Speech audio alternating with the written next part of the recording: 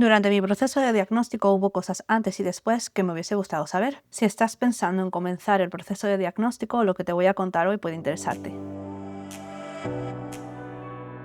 Hoy aquí en Cables Sueltos te voy a contar cuánto tiempo se tarda en hacer todo el proceso de diagnóstico, qué pruebas específicas me hicieron y cómo me sentí después de que me dieran el informe.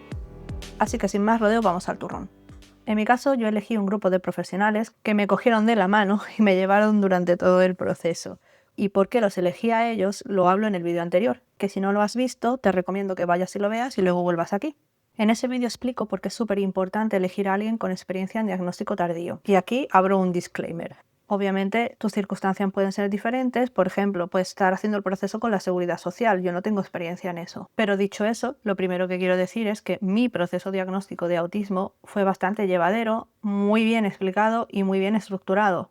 Muchas de las sesiones las pudimos hacer online y algunas de ellas pues sí que tuve que ir de manera presencial. Y el proceso en total, para que os hagáis una idea, desde que los contacté por primera vez hasta que me dieron el informe fueron unos 2 meses.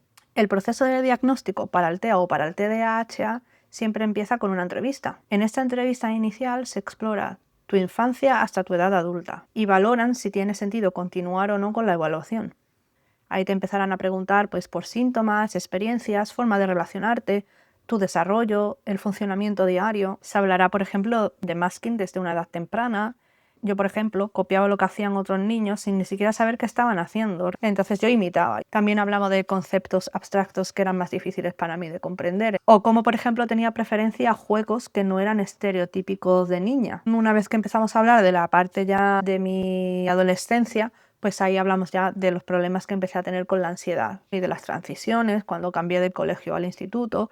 Todo esto pues me creó muchísima ansiedad. Y después de contarle todo este rollo a la psicóloga y a vosotros, pues ya pasas a la parte más tediosa, que son los cuestionarios. Son muchos, de muchos tipos. Os puedo dejar los nombres técnicos en la descripción si estáis interesados. Pero así a modo de resumen, pues había cuestionarios relacionados con la depresión, con la ansiedad, específicos para el autismo, específicos para el TDAH, de camuflaje, de empatía, de relaciones sociales, de perfil sensorial, de rasgos de personalidad. Son cuestionarios muy variados. Y después tienes por último las sesiones presenciales, en las cuales ellos hacen unas observaciones, hacen unos test específicos en las que se ve memoria, lenguaje, atención, patrones, creatividad, cultura general, ya te digo, un montón de cosas. No es demasiado tedioso, tienen unas herramientas que lo hacen bastante ameno. Aquí hubo tests que eran más manuales, con piezas, puzzles, y observaban no solamente si lo hacías bien o mal, sino cuánto tardabas o si tenía un cronómetro, si esto te motivaba a hacerlo mejor o no. Se miraba desde ángulos diferentes.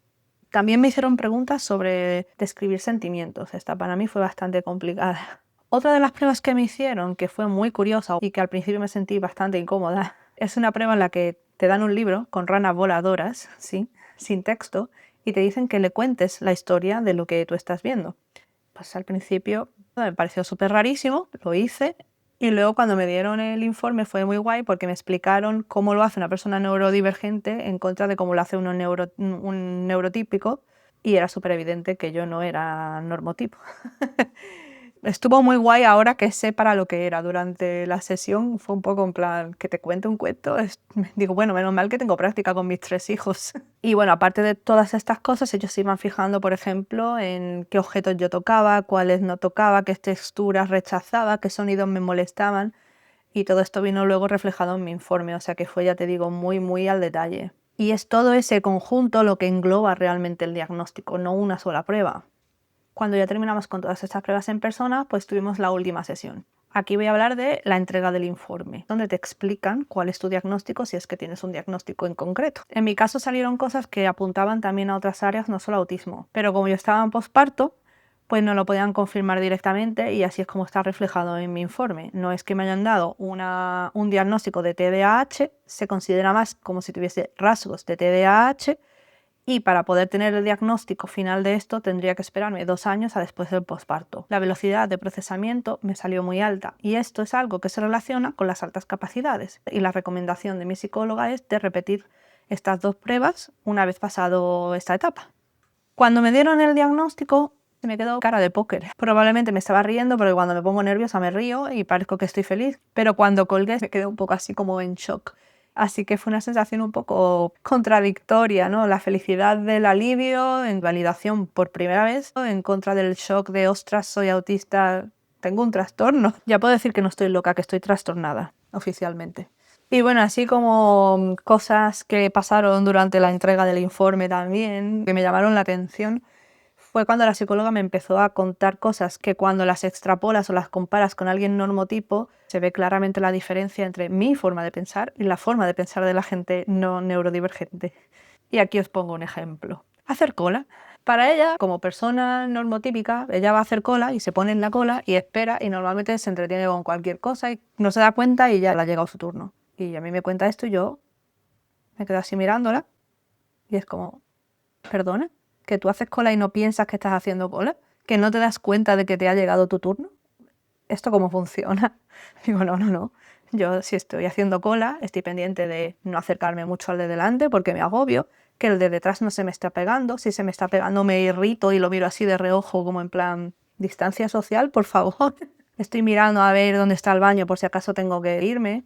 Estoy también pensando en cuánto va avanzando para intentar calcular mentalmente cuánto voy a tardar en llegar al final de la cola. O sea, hay tantas cosas que pasan por mi cabeza cuando yo estoy haciendo cola que nunca jamás en la vida diría que yo cuando hago cola solamente hago cola. Así que cuando me explicó esta situación, que hay gente normotípica que vive el día a día con mucha menos sobrecarga y que hace las cosas sin pensar, a mí me explotó la cabeza. Y entendí que no es que solamente fuera rara y distinta, es que proceso la vida de una manera completamente diferente.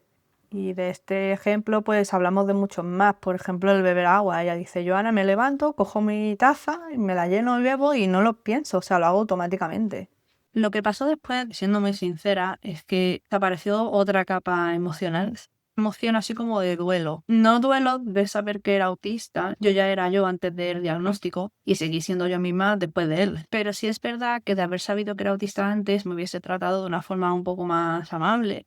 Hubiera entendido muchas cosas que antes las interpretaba pues como torpeza, incapacidad o defectos, cuando en realidad podría haberlo visto desde otro punto de vista y con un contexto totalmente distinto. Así que me frustré bastante, me indigné por no haberlo sabido antes. Y ahora la pregunta del millón, ¿me ha servido de algo diagnosticarme? En mi caso, sí, a mí sí me ha servido. Básicamente te cambia la esencia de todo el contexto de tu vida. El marco en el que te entiendes ahora es completamente distinto. Y claro, y siendo autista y teniendo un poco de fijación en descripciones, referencias y estereotipos, pues a mí tener este diagnóstico me da la validación y me quita un poco el síndrome de impostor y me ha ayudado a buscar apoyo en las áreas que lo necesito. Ahora voy a psicoterapia con una psicóloga que está especializada en neurodivergencia y continúo informándome de técnicas que me pueden ayudar, como el body doubling, que por cierto he hecho un vídeo sobre eso, si te interesa, os dejo el link en la descripción. Ya no me siento culpable de decir que no a cosas de última hora. No salí curada, ni reinventada, ni me convertí en otra persona, pero sí he dejado de tratarme como si fuese una vaga, una exagerada o como si estuviese defectuosa. Ya no me autocastigo, ahora ya pues conozco más técnicas que puedo utilizar en mi día a día y me doy permiso para tener un meltdown. Lo gestiono de forma distinta, en lugar de explotar como Fukushima.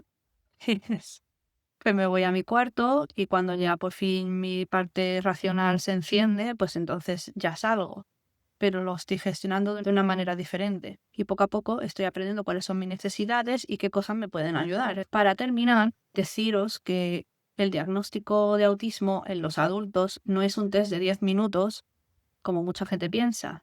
Es un proceso largo, no es solo una prueba, es todo un conjunto. Así que si estás pensando en iniciar el proceso, desde mi experiencia te digo que para mí fue muy revelador, muy intenso, pero también muy validante. Sobre todo si eres mujer y das con profesionales que de verdad sepan evaluar autismo en mujeres adultas. Si has empezado este proceso o estás pensando en comenzarlo, déjamelo en los comentarios. Muchas gracias por haber llegado al final del vídeo y haber escuchado toda la parrafada. Si os ha gustado, por favor, darle al like y suscribíos y cuidaros mucho. Nos vemos en el próximo.